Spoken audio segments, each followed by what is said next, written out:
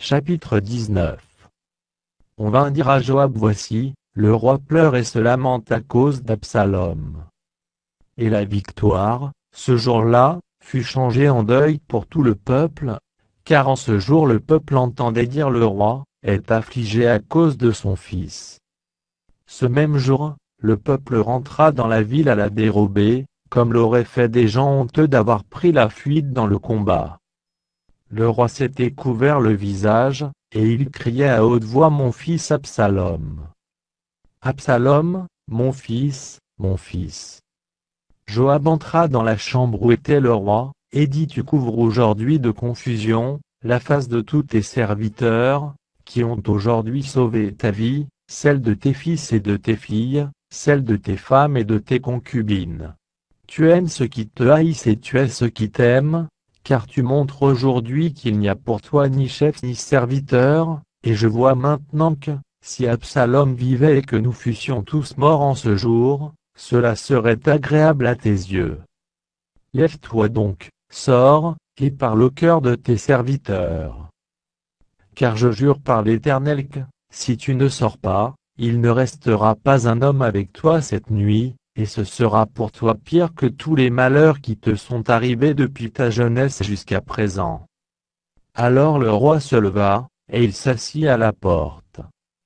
On fit dire à tout le peuple: Voici, le roi est assis à la porte. Et tout le peuple vint devant le roi. Cependant Israël s'était enfui, chacun dans sa tente. Et dans toutes les tribus d'Israël, tout le peuple était en contestation, disant: Le roi nous a délivrés de la main de nos ennemis, c'est lui qui nous a sauvés de la main des Philistins, et maintenant il a dû fuir du pays devant Absalom. Or Absalom, que nous avions loin pour qu'il régnât sur nous, est mort dans la bataille. Pourquoi ne parlez-vous pas de faire revenir le roi? De son côté, le roi David envoya dire aux sacrificateurs Tsado et Abiatar: Parlez aux anciens de Juda, et dites-leur: Pourquoi seriez-vous les derniers à ramener le roi dans sa maison? Car ceux qui se disaient dans tout Israël étaient parvenus jusqu'au roi.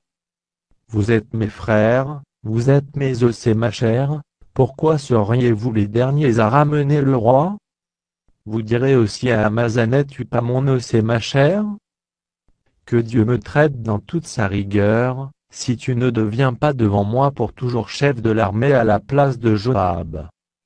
David fléchit le cœur de tous ceux de Juda, comme s'ils n'eussent été qu'un seul homme, et ils envoyèrent dire au roi: Reviens, toi, et tous tes serviteurs.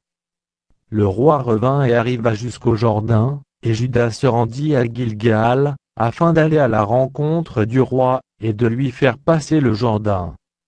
Shimei, fils de Guéra, benjamite, qui était de Bachurim, se hâta de descendre avec ceux de Juda à la rencontre du roi David.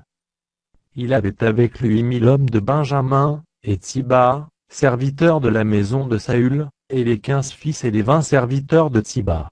Ils passèrent le Jourdain à la vue du roi.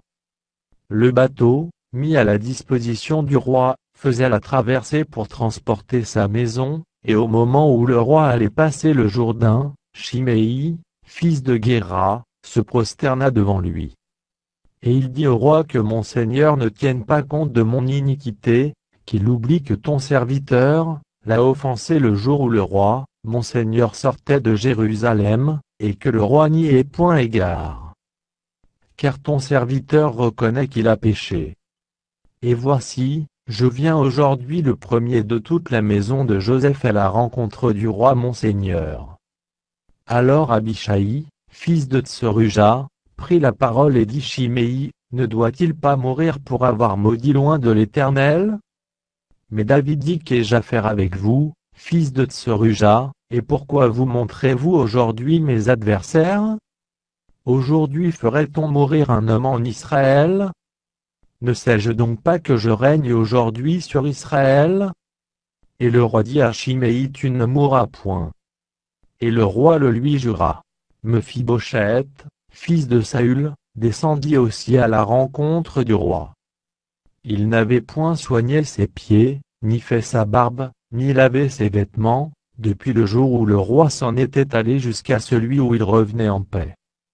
Lorsqu'il se rendit au-devant du roi à Jérusalem, le roi lui dit: Pourquoi n'es-tu pas venu avec moi, Mephibosheth?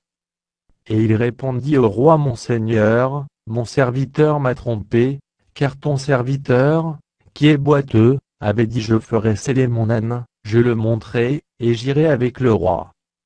Et il a calomnié ton serviteur auprès de mon seigneur le roi. Mais mon seigneur le roi est comme un ange de Dieu. Fais ce qui te semblera bon. Car tous ceux de la maison de mon père n'ont été que des gens dignes de mort devant le roi mon seigneur, et cependant tu as mis ton serviteur au nombre de ceux qui mangent à ta table. Quel droit puis-je encore avoir, et qu'ai-je à demander au roi? Le roi lui dit: À quoi bon toutes tes paroles? Je l'ai déclaré, toi et Tsiba, vous partagerez les terres. Et Mephibosheth dit au roi qu'il prenne même le tout, puisque le roi mon seigneur rentre en paix dans sa maison. Barzillai, le Galaadite, descendit de Rogdim, et passa le Jourdain avec le roi, pour l'accompagner jusqu'au-delà du Jourdain. Barzillai était très vieux, âgé de 80 ans. Il avait entretenu le roi pendant son séjour à Manaïm, car c'était un homme fort riche. Le roi dit à Barzillai: Viens avec moi, je te nourrirai chez moi à Jérusalem. Mais Barzillai répondit au roi: Combien d'années vivrai-je encore, pour que je monte avec le roi à Jérusalem? Je suis aujourd'hui âgé de 80 ans. Puis-je connaître ce qui est bon et ce qui est mauvais?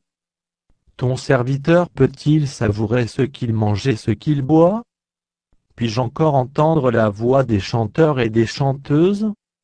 Et pourquoi ton serviteur serait-il encore à charge à mon seigneur le roi? Ton serviteur ira un peu au-delà du Jourdain avec le roi. Pourquoi, d'ailleurs, le roi m'accorderait-il ce bienfait?